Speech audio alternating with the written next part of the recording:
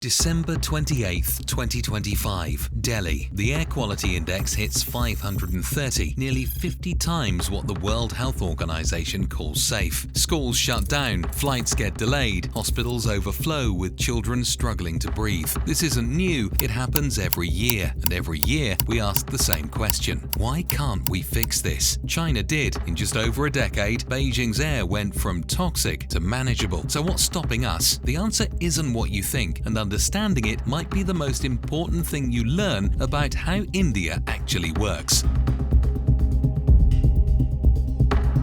Let's start with reality. According to IQAir's 2024 World Air Quality Report, India is home to 94 of the world's 100 most polluted cities. Not 4, not 44, 94. Delhi's annual average PM2.5 concentration in 2024 was around 110 micrograms per cubic meter. The WHO guideline is 5. We're exceeding it by 22 times. But this isn't just a Delhi problem. Kanpur, Lucknow, Patna, Ghaziabad, Noida, the entire Indo-Gangetic plain is blanketed in pollution. Over 600 million people live here. That's nearly half the country, breathing some of the worst air on Earth. A 2024 study in the Lancet Planetary Health estimated that air pollution contributes to 1.7 million premature deaths in India annually. That's more than malaria, tuberculosis, and road accidents combined. The University of Chicago's Air Quality Life Index calculated that residents of Delhi lose an average of 12 years of life expectancy due to air pollution. 12 years just from breathing. And the economic cost? A 2024 World Bank report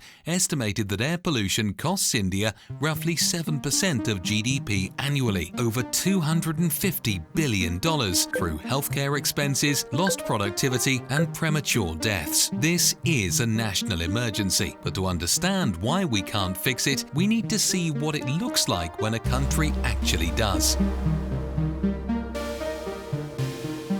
In 2013, Beijing's air was worse than Delhi's is today. PM2.5 levels averaged 89.5 micrograms per cubic meter annually, with winter spikes above 300. The government responded with something called the Air Pollution Prevention and Control Action Plan. It wasn't aspirational, it was enforceable. They set a target: reduce PM2.5 by 25% in Beijing by 2017. Here's what they did. They converted 37 million households from coal heating to gas or electricity. They physically removed coal stoves from homes. They shut down 120 gigawatts of dirty coal power capacity, more than India's entire renewable energy capacity today. They flooded the market with electric vehicles through massive subsidies and made it nearly impossible to register gasoline cars in major cities. By 2024, over 40% of new car sales in China are EVs. They built 5,000 air quality monitoring stations and made the data public in real time. Local officials were judged on air quality performance. Poor results could end political careers, and it worked. By 2024, Beijing's PM2.5 had dropped to around 32 micrograms per cubic meter, a 64% reduction. Shanghai went from 62 to under 30. The transformation took about a decade. Now, here's the critical question. If they could do it, why can't we?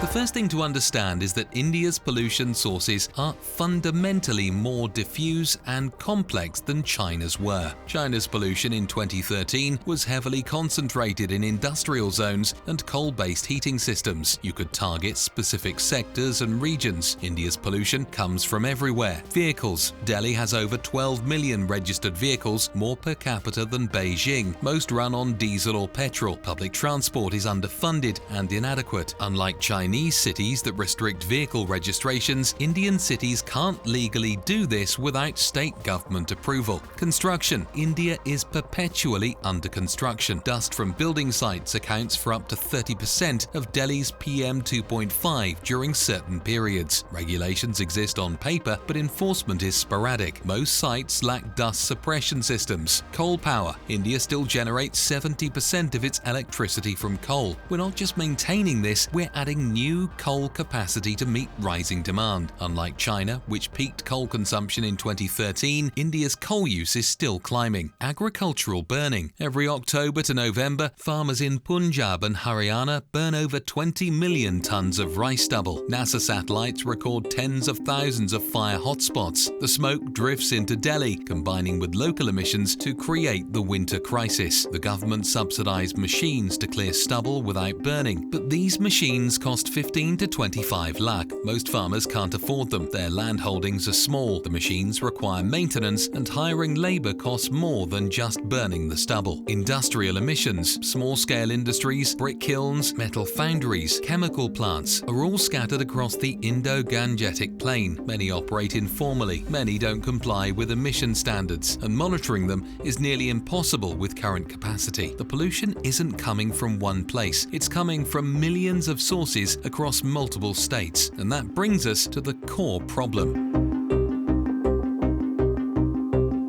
India is a federal democracy. Power is divided between the centre and 28 states. Delhi's air pollution is caused by sources in Delhi, Punjab, Haryana, Uttar Pradesh, and Rajasthan, each controlled by different governments, often different political parties. Central government can issue guidelines, but it cannot force states to act. When Delhi tried implementing the odd-even vehicle scheme in 2016, neighbouring states didn't participate. People just registered vehicles in nearby districts. The policy failed. China doesn't have this problem. Provincial officials are appointed by Beijing, not elected. Their careers depend on meeting central government targets. When Beijing ordered Hebei province to cut steel production by 80 million tons, local officials had no choice but to comply. In India, when the centre suggests changes in Punjab, the state government can refuse, especially if it's controlled by an opposition party, and there's no mechanism to force compliance. India has fewer than 700 air quality monitoring stations for 1.4 billion people. China has over 5,000. Our population control boards are chronically understaffed and underfunded. A factory violates emission standards. It gets a notice, then another, maybe a small fine. If collected, then it goes to court where it sits for years. In China, that factory gets shut down within days. India's National Clean Air Programme, launched in 2019, aimed to reduce PM 2.5 by 20 to 30% by 2024. As of December 2024, most cities have shown minimal improvement. Some have worsened, not because the plan was bad, but because implementation is nearly impossible with current state capacity. Indian politicians face elections every 5 years. Voters prioritize jobs, subsidies, and development, things they can see immediately. Air pollution kills slowly, invisibly. It doesn't win elections. Shutting down brick kiln costs jobs. Restricting stubble burning angers farmers. A powerful voting bloc. Enforcing vehicle emission standards hurts middle-class car owners. Every effective air quality measure creates immediate political cost for distant, uncertain beliefs. In China, local officials are appointed based on party loyalty and performance metrics that now include environmental targets. They don't face voters, they face Beijing. The incentive structure is completely different. India hasn't done nothing. We've had some success. BS/VI emission standards, implemented in 2020. These are equivalent to Euro 6 standards. New vehicles are significantly cleaner than older ones, but with over 300 million vehicles already on the road, fleet turnover is slow. Renewable energy expansion. India added over 17 gigawatts of solar capacity in 2024 alone. We're now the world's third largest renewable energy market, but electricity demand is growing faster. Coal still dominates baseload power. Graded Response Action Plan, GRAP. During high pollution days, Delhi implements emergency measures, construction bans, school closures, vehicle restrictions. These provide temporary relief but don't address root causes, and enforcement remains patchy. EV adoption. India sold over 1.7 million electric two-wheelers and three-wheelers in 2024. EV adoption is growing, especially in last-mile delivery and public transport. But private cars, the bigger polluters, remain overwhelmingly petrol and diesel. LPG for cooking. Over 100 million households shifted from biomass and coal to LPG under the Ujjwala scheme. This reduced indoor air pollution significantly, but it doesn't address outdoor sources. These are real achievements, but they're incremental. They're not enough to overcome the structural drivers of pollution growth, urbanization, vehicle growth, energy demand, and agricultural practices. So what can we actually do? Let's be honest about constraints. We cannot shut down entire industries overnight. India is still developing. Coal employs millions. Shutting plants means job losses, power shortages, and political backlash. China could afford this trade-off at $7,000 GDP per capita. We're at $2,600. We cannot force millions of farmers to stop burning stubble without viable alternatives. Subsidizing expensive machines doesn't work. We need to build biomass supply chains, turn agricultural waste into sellable products. This requires sustained investment and market development, not one-time subsidies. We cannot replicate China's top-down enforcement model. We're a democracy. That comes with constraints, but also protections. The question isn't whether to become more authoritarian, it's how to build systems that work within democratic constraints. Here's what we can do. Expand monitoring infrastructure dramatically. We need thousands more air quality sensors. Real-time public data creates accountability. Citizens can pressure local governments. Researchers can identify sources. This is expensive but foundational. Target the biggest, most actionable sources first. A 2024 study found that just 10% of India's coal plants account for 50% of power sector emissions. Enforce stricter standards on those plants. Focus on high-volume polluters where marginal gains are largest. Accelerate electrification of high-impact vehicle segments. We can't subsidize private EVs at China's scale, but we can electrify buses, auto rickshaws, and delivery fleets. Delhi's entire bus fleet could be electrified by 2030 with proper investment. That's thousands of diesel vehicles off the road. Make stubble alternatives economically viable. Instead of just banning burning, create markets for agricultural waste, biomass pellets, biogas, animal feed. If farmers can sell stubble, they won't burn it. Some states are experimenting, but the scale is nowhere near what's needed. Empower cities legally and financially. Right now, city governments can't enforce pollution controls across state boundaries. They can't collect fines effectively. They can't regulate sources outside their jurisdiction. India needs legal reforms that give cities actual enforcement power, not just policy authority. Align political incentives with air quality outcomes. Publicly rank states and cities by air quality improvement. Tie central funding to environmental performance. Make clean air a visible political metric. This won't happen overnight, but systems change when incentives change.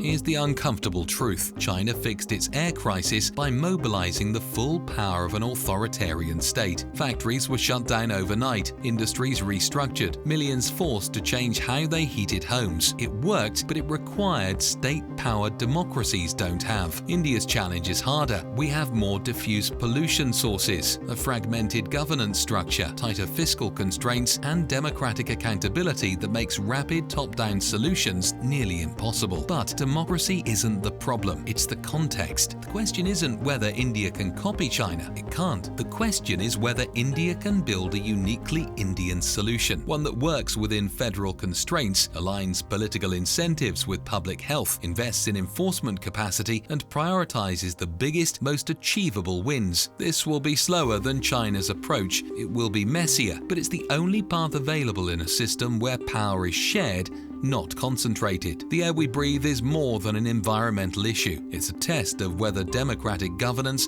can solve complex, long-term problems when the costs are immediate and the benefits are distant. China passed its test by concentrating power. India's test is different. Can we solve the crisis without sacrificing the freedoms that define us? That's the real question, and how we answer it will determine not just the health of 1.4 billion people, but whether democracy itself can rise to meet the crises of the 21st century. The choice is ours, the clock is ticking, and the whole world is watching.